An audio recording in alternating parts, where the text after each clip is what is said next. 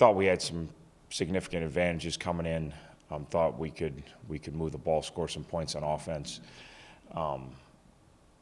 Felt like we could get stops on defense. Felt like we had nice special teams advance. So it doesn't always play out the way you want it to, but our kids took care of business. Obviously, you're worried about a letdown. You're worried about coming off a big OU win.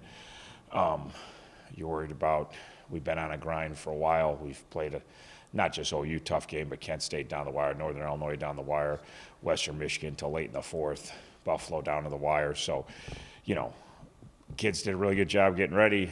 They weren't, they were crazy excited after OU, don't get me wrong, but they weren't like, even the locker room after OU, it wasn't like the kids didn't expect to have success and play the way they did. They were very proud of their victory, but we handled it good and we had a good week. And then obviously it was awesome.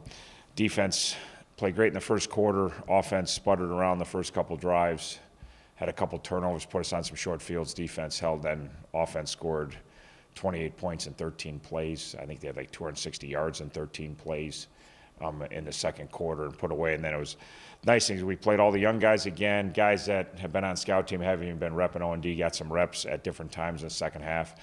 And like I told the staff, like the last time we kind of got to do that was Tennessee Tech game, and it was not real fun to watch. Like we did some decent things in the second half. We had some young guys that clearly from week 2 to week 10 have gotten a lot better and are way more functioning, which again, credit to them, credit to their coaches. But we played some good football in the second half. We really did. And so that was good. And a lot of those, a good confidence builder for those guys, because a lot of those guys, the last time they played, they looked like it was their second game of their lives, and deer in headlights and kind of stand around. And a lot of them played more aggressive, and a lot of them, and they should, because they know a lot more. They understand what we're trying to do. So I thought we did some good things in the second half, and then obviously came out of it injury-wise great, because when you only play your starters, a little bit into the third quarter, it's way less taxing than, what they've been going through. So from that standpoint, was really good. All right, questions? So what's the first thing you did when you saw that field goal go through the uprights last night? Yeah, no, it was good. My wife's in Chicago. I was on the phone with her, It was good. She needed something to boost her spirits at the time, so she's going through some things.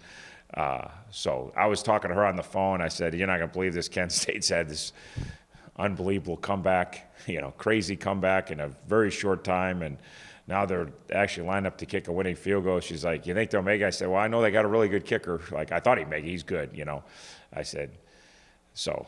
And then he nailed. So I was talking to her. It was nice. I was on the phone with her, even though we weren't home together. And then I was just happy. I was super jacked up. I went in this week. First thing I said is, hope we take care of business, BG, and I hope Western gets it done. I hope Kent State gets it done. And so the weeks went good for us. So it's just hard to win this league. Like the Bowling Green game is the mirage, the 44-3. You just don't see. Western goes to overtime.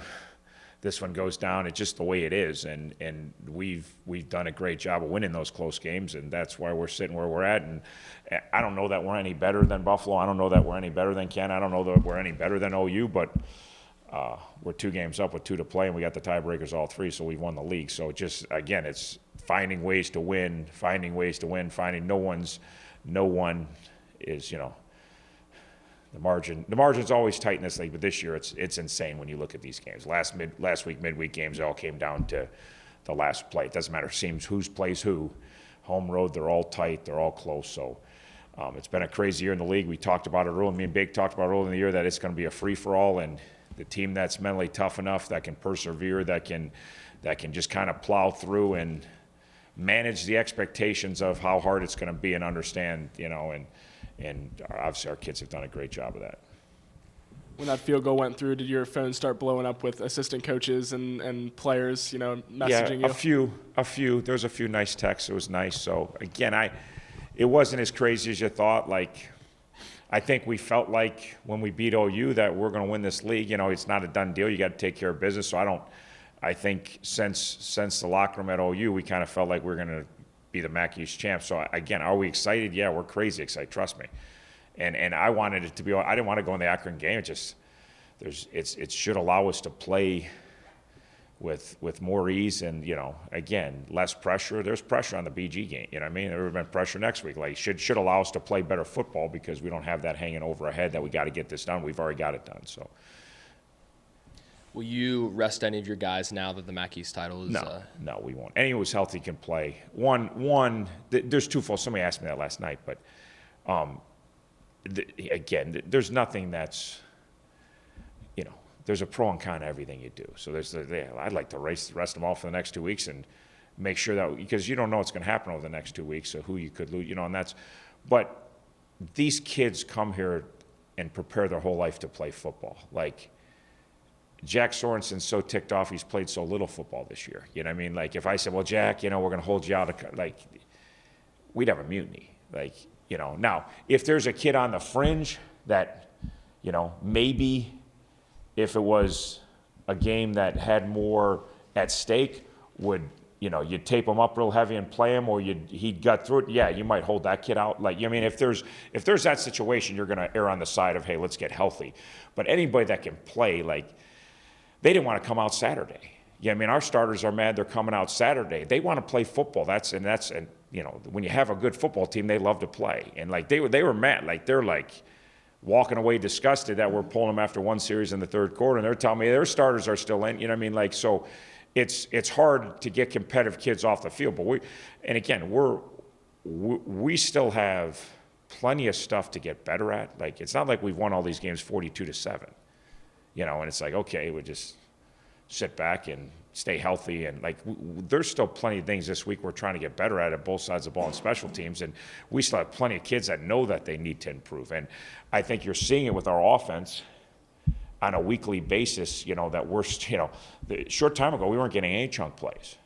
And then Kent State coming, it just kind of keeps, and now as we execute better, as we block a little better, as we run routes a little better, as we make a little better decisions, those chunk plays are coming more rapidly. So, like, for us, best chance in 2 weeks is to be a better football team 2 weeks from now than we are right now. And we got an opportunity to do that with two more opponents. What does this mean to you, personally, after, the state of the program when you came in, and then a couple of, disappointing years the past couple of years, to win the East title? What does that mean to you personally? Yeah, it's pretty amazing. The accomplishment of our staff and our kids is pretty amazing. Unless you're really paying attention, we took a starter program. And like I said early, like, it would have been better if we hadn't played football before.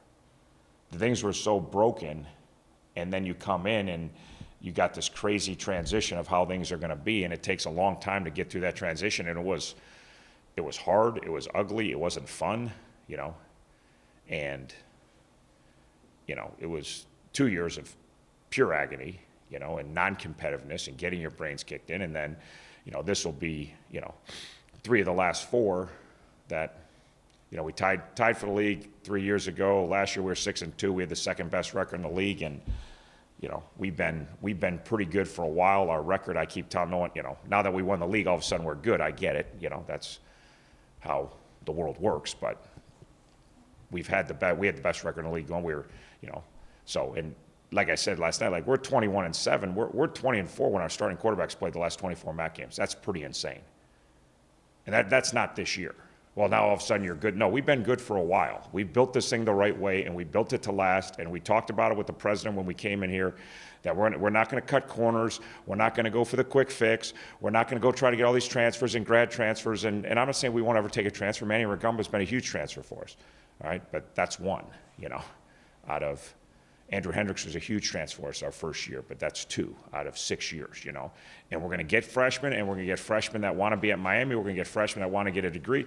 The best thing I saw after the game the other night wasn't that we're 1 game away, or wasn't that we won 44-3, was that the engineering department put out, because they're so proud that there's 9 engineering majors on our football team that just won a game.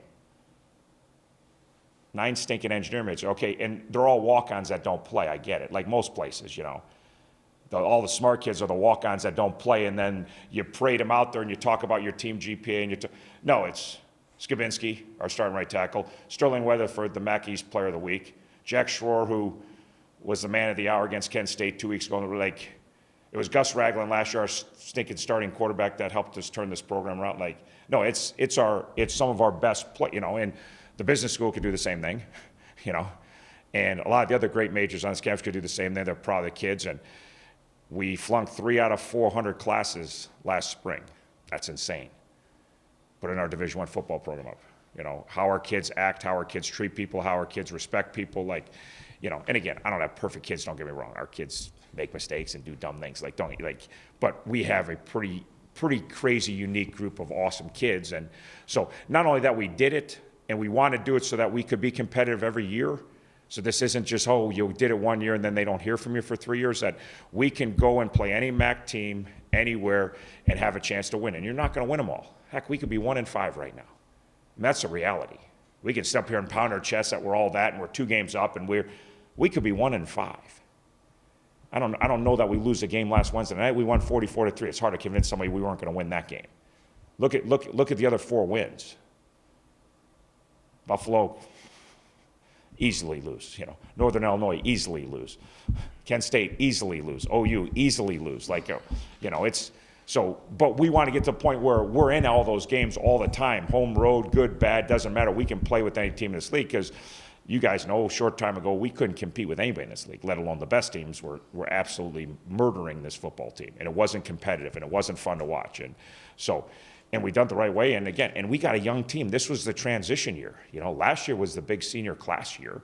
We had a great year. We went 6-2 in the league, you know, and people are starting to pay less attention to, you know, we made, you know, okay, we've guaranteed we're at least going to get second in the MAC this year if you don't win the MAC championship game. We're going to get first or second in the league.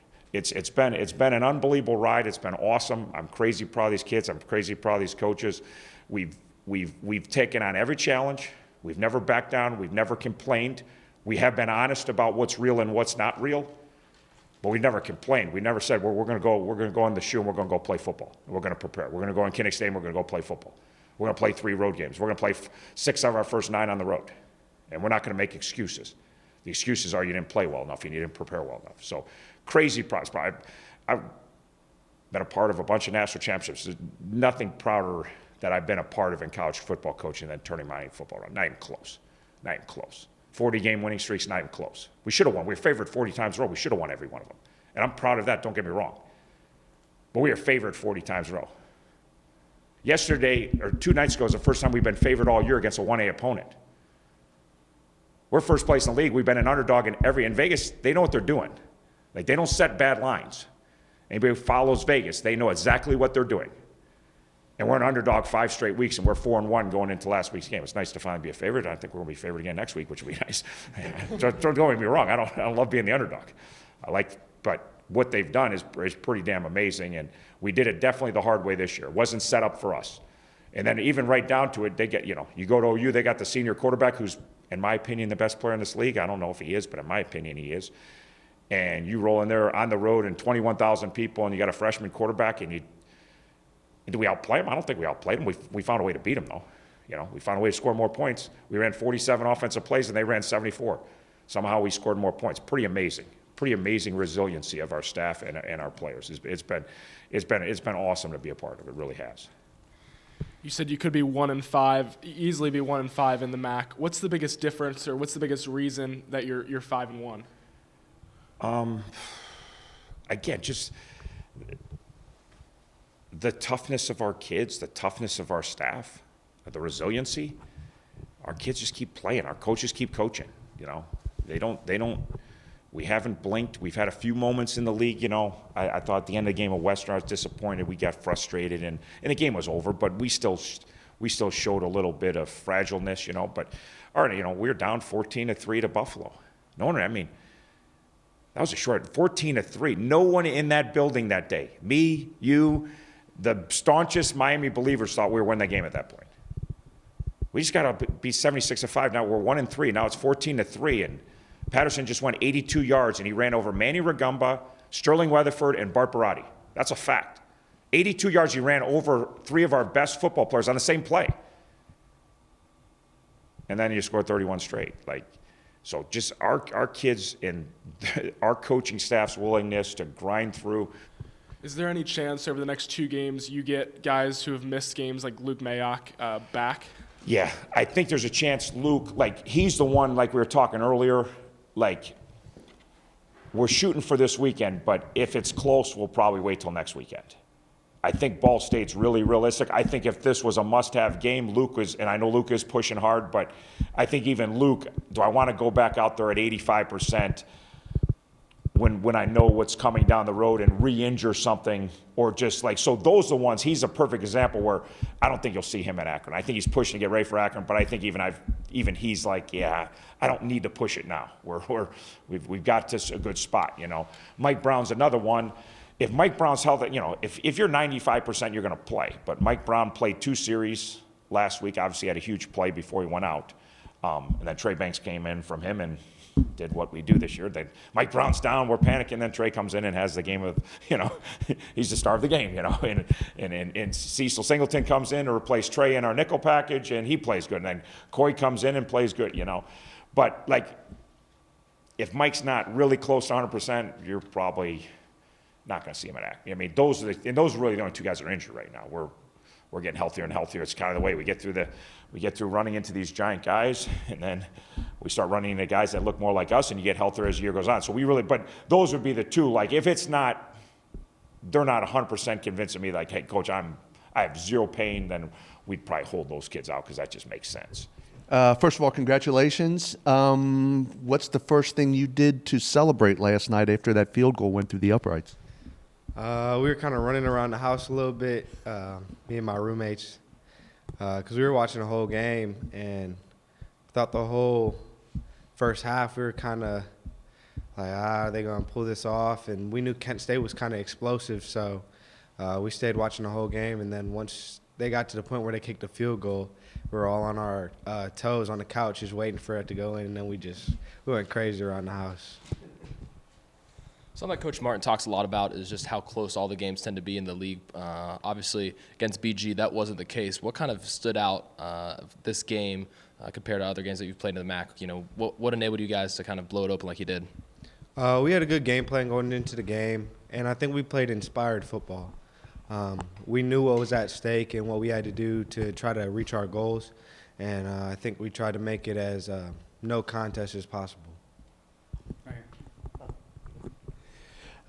Going into the conference season, coming off the non-conference schedule that you guys had, could you guys see yourself not just winning the East, but clinching it with 2 games to go? Yeah, we knew we had a really good team, and we knew we played a really tough non-conference. And during that first portion of the season, a lot of people doubted us. But we knew the caliber of teams that we played, and we knew the quality of a team that we had. So we knew that we could make a run and do some of the things that we're doing right now. I know it was just last night that you clinched, but has Coach Martin told you guys that maybe you'll get some rest the final 2 games now that you guys have already clinched up, or you guys going to pretty much stay on the gas pedal? We haven't talked as a team yet, but knowing Coach Martin, we're probably not taking the gas off the pedal at all. You talked a little bit about running around the house last night. You know, walk us through, you know, what was the team vibe last night? Were you watching the game? You know, just kind of tell a story of, you know, how you guys all find out that you were MAC East champs. During the day, everybody knew that this game was going on and how big it was for us. I bet you a lot of people were watching the game in their houses around campus. And then as the game got closer and closer, our group message started blowing up a little more because people were watching the game and in tune to it. And then once he made the kick, like the whole group message went crazy. Coaches were texting us. Like, everybody was just really excited about the opportunity we were going to get. If you had to pick a turnaround moment or a confidence-inducing moment for this team this year, what would it be? My vote would be the comeback against Buffalo, but you might have a different outlook on that. I think that was a big one just because they beat us last year, and we know what kind of team they are. I think moving forward, every single one of those wins that we were able to pile up over and over and over again, I think the Western Michigan game was a big turnaround for us, coming off the bye and struggling in that game, and then being able to go into the next week and pick it back up and keep this little win streak going, I think was big for us.